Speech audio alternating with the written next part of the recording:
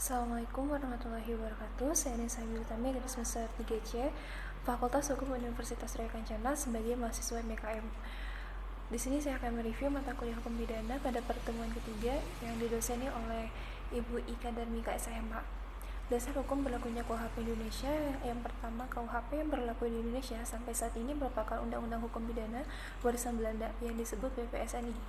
KUHP itu KUHP untuk Netherlands India atau Hindia Belanda, karena kita dulu pernah dijajah Belanda, berdasarkan atas konkordansi yang berlaku saat itu yang menyatakan bahwa hukum di Indonesia meneladan atau mencontoh pada hukum Belanda.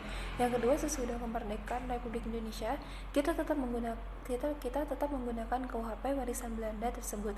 Hingga saat ini dasar hukumnya adalah yang pertama, ketentuan pasal 2 aturan peralihan Undang-Undang 1945 yang menyebutkan bahwa kita tetap menggunakan KUHP warisan Belanda tersebut.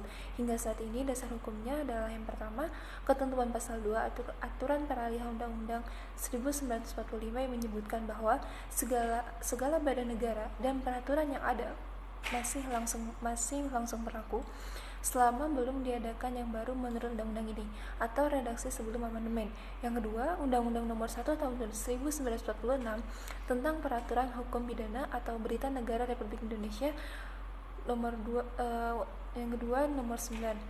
Undang-Undang Nomor 1 1946 melakukan beberapa perubahan, antara lain Pasal 5 menentukan peraturan hukum pidana yang seluruhnya atau sebagian tidak dapat dijalankan atau bertentangan dengan kedudukan Indonesia sebagai negara merdeka atau tidak mempunyai arti lagi harus dianggap tidak berlaku atau dekriminalisasi. Bertentangan dengan kedudukan Indonesia sebagai negara merdeka atau tidak mempunyai arti lagi harus dianggap tidak berlaku atau dekriminalisasi. Yang kedua, pasal 6 menentukan perubahan resmi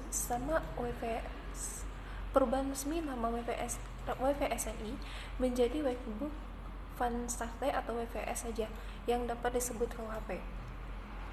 Terima kasih. Wassalamualaikum warahmatullahi wabarakatuh.